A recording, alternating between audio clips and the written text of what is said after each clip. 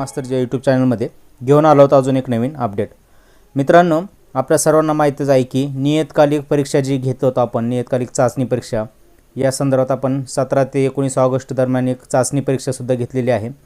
आणि ही आता आपल्याला जी घ्यायची आहे ती दिवाळीपूर्वीची संकलित चाचणी, म्हणजे पहिलं सत्र जे आहे त्याचे पेपर घ्यायचे आहे। आणि या संदर्भात SCRT कडून दिनांक 6 ऑक्टोबर रोजी एक पत्र, म्हणजे एक नियोजन कसं घ्यायचं पहिलं प्रथम सत्र, त्याच्यासाठी सूचनापत्र प्राप्त झालेलं आहे। स्टार्स प्रकल्पाअंतर्गत पॅट शासकीय स्थानिक स्वराज्य संस्थांच्या व खाजगी अनुदानित शाळांमध्ये इयत्ता 3री ते 8वी वर्गासाठी संकलित मूल्यमापन एक आयोजनाबाबत पहिली सत्र प्रथम सत्राच्या आयोजनाबाबतचे एक पत्र आहे, सूचनापत्र आहे। यामध्ये स्पष्ट म्हटलेलं आहे बघा, आपल्याला माहितीच की इयत्ता 3री ते 8वीच्या विद्यार्थ्यांसाठी आपण पॅटची परीक्षा घेत असतो आणि याचे गुणसुद्धा आपण ऑनलाईन भरलेले आहेत। याच्यामध्ये आपण पायाभूत चाचणी घेतलेली आहे आणि आता संकलित चाचणी क्रमांक 1 यासाठीचे हे सूचनापत्र आहे। त्यानंतर एप्रिलमध्ये आपल्याला चाचणी सत्र 2 घ्यायचं आहे। माय ऑगस्टमध्ये आपण घेतलेली परीक्षा हे आपल्याला माहीतच आहे की वरिष्ठ कार्यालयातून आपल्याला डायरेक्ट पेपर आले होते आपल्या शाळेवर आपल्या विद्यार्थी संख्येनुसार, त्यानुसार आपण ही परीक्षा घेतली सुद्धा आहे आणि पॅटमध्ये त्याचे मार्कसुद्धा ऑनलाईन केलेले आहेत। ठीक आहे, हीच इथं सूचना आहेत। इथे म्हटले बघा, पुरवठा राज्यस्तरावरून करण्यात येणार आहे। ह्या ज्या प्रश्नपत्रिका आहे आपल्याला उत्तरसूची, प्रश्नपत्रिका आणि शिक्षक सूचना, हे सर्व गोष्टी आपल्याला राज्यस्तरावरून पुरवण्यात येणार आहे। इथे चाचणीचं नियोजन दिलेले बघा, वेळापत्रक दिलेले। मराठी भाषेचा पेपर सोमवार दिनांक 30 ऑक्टोबर 2023 रोजी होणार आहे आणि इयत्ता वाईज त्याचे कालावधी पण आहे आणि गुण पण आहे। त्यानंतर सोमवारी 30 ऑक्टोबरला पहिला पेपर होईल मराठीचा, त्यानंतर गणिताचा 31 ऑक्टोबर रोजी होईल, त्यानंतर इंग्रजी माध्यम सोडून बुधवार 1 तारीख, म्हणजे सलग सोमवार मंगळवार बुधवार 30, 31 आणि 1 नोव्हेंबरमध्ये ही परीक्षा आपल्याला घ्यावी लागणार आहे। इथं काही महत्त्वाच्या टिप्ससुद्धा दिलेल्या आहेत बघा। भाषा, गणित, सर्व माध्यमात तृतीय भाषा इंग्रजी या विषयांची तोंडी परीक्षा त्या दिवशी लेखी परीक्षेनंतर वैयक्तिक स्वरूपात घेण्यात यावी। विद्यार्थी संख्या जास्त असेल तर दुसऱ्या दिवशीसुद्धा उपलब्ध वेळेनुसार तोंडी घ्यायची आहे। प्रत्येक विद्यार्थ्याने इयत्ता न्याय अपेक्षित अध्ययन संपादनूक प्राप्त केले आहे किंवा नाही याची पडताळणी होऊन अध्यापन प्रक्रिया सुलभ होण्यास या चाचणीमुळे शिक्षकांना मदत होणार आहे।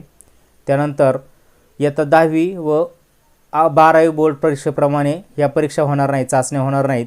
यामुळे विद्यार्थ्यांना याचा अतिरिक्त ताण देण्यात येऊ नये याची दक्षता घ्यावी।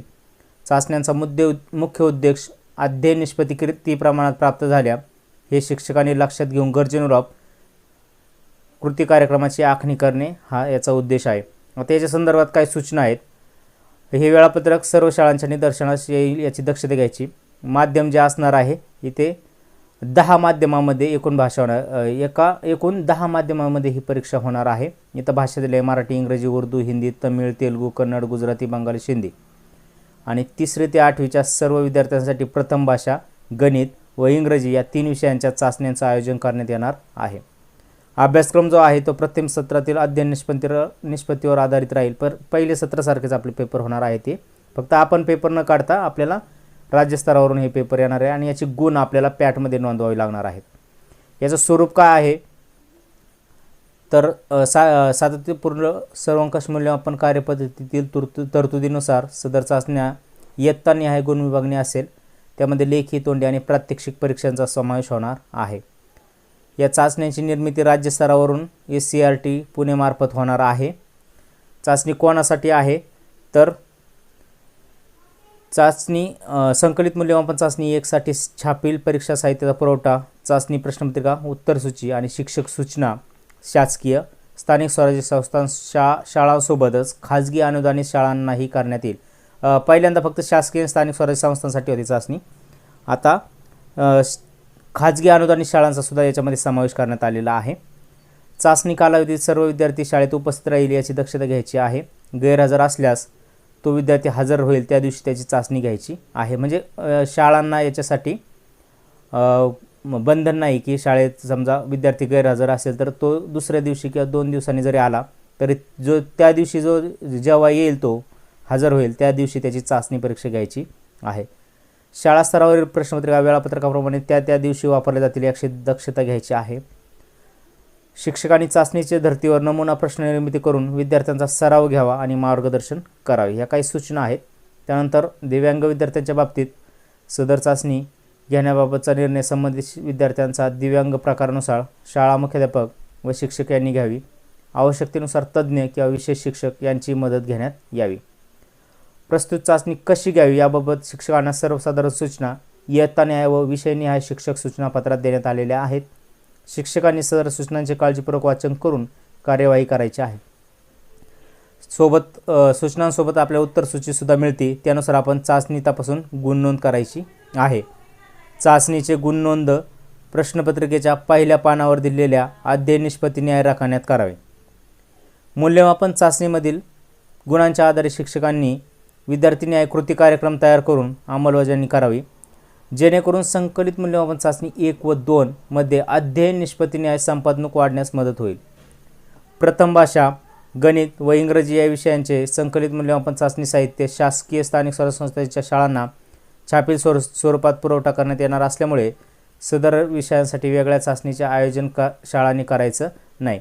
फक्त आपल्याला परिसर अभ्यास आणि इयत्ता पहिली दुसरीचे सगळे पेपर हे आपल्याला घ्यावे लागणार आहेत. त्यानंतर प्रश्नपत्रिका आणि परीक्षा साहित्य वाहतूक व वितरणबाबत हे जिल्हा स्तरावरून नियोजन होणार आहे. हे काय आपल्या एवढं महत्त्वाचं नाही. आपल्या शाळेतील 3री ते 8वीचे विद्यार्थी पटसंख्येनुसार आपल्याला प्रश्नपत्रिका उत्तरसूची आणि शिक्षक सूचनापत्र मिळाली आहेत का हे आपण बघायचं आहे. मुख्याध्यापकांनी कुठे आपण झेरॉक्स वगैरे काढायचे नाही. तर सूचना आहेत तशा झेरॉक्स आपण काढायचे नाही. त्या आपल्याला कमी जादा आल्या तर परीक्षा साहित्याचे समायोजन करता येईल तालुकांतर्गतच. त्यानंतर इथं स्पष्ट सूचना आहे की आपल्याला वरूनच या सगळ्या प्रश्नपत्रिका ज्या आहे त्या प्राप्त होणार आहेत. शिक्षक सूचना व उत्तरसूची फक्त शिक्षकांसाठी आहे, विद्यार्थ्यांना द्यायची नाही. विद्यार्थ्यांना फक्त प्रश्नपत्रिका द्यायचे. ह्या काही सर्वसाधारण सूचना आहेत. त्यानंतर चाचणी कालावधीमध्ये डाएट किंवा शिक्षणाधिकारी प्राथमिक माध्यमिक यांनी एकत्रित बैठक घेऊन शाळा न्याय भेटीचं नियोजन करायचं आहे. नियोजन संबंधित तालुक्यांना सुद्धा कळवायचं आहे आणि ज्या जिल्हा स्तरावरून दिलेल्या अधिकाऱ्यांनी दिलेल्या शाळा वगळून इतर शाळांसाठी शिक्षण विस्तार अधिकारी, केंद्र प्रमुख, विशेष साधन व्यक्ती व विशेष तज्ज्ञ यांच्या भेटीचे नियोजन करण्यात यावे. त्यानंतर इथे सांगितलं आहे की याची नोंद आपल्याला VSK विद्या समीक्षा केंद्राच्या पोर्टल जे आहे चॅटबॉट आपण जी केलेली आहे यापूर्वी चाचणीची नोंदणी केलेली आहे. त्यामुळे आपल्याला ती प्रक्रिया यथावकाश आपल्या चॅनलमार्फत नक्कीच कशा प्रकारे नोंदणी करायची हे कळवलं जाईल. माननीय संचालक SCRT यांचं हे पत्र आहे, सूचनापत्र. तुम्हाला हे पत्र डिस्क्रिप्शनमध्ये सुद्धा मिळून जाईल. उर्वरित सूचना तुम्ही तुमच्या स्तरावरून बघू शकता. हे वेळापत्रक आहे. सोमवार, मंगळवार, बुधवार 30-31 ऑक्टोबर आणि 1 नोव्हेंबर या दिवशी आपली परीक्षा होणार आहे. मित्रांनो, ही होती आजची अपडेट. व्हिडिओ कसा वाटला तेही कळवा. आवडला असेल तर लाईक, शेअर आणि सबस्क्राईब करायला नक्की विसरू नका. पुन्हा भेटूया अशाच नवीन व्हिडिओमध्ये. तोपर्यंत धन्यवाद मित्रांनो. जय हिंद, वंदे मातरम, जय महाराष्ट्र.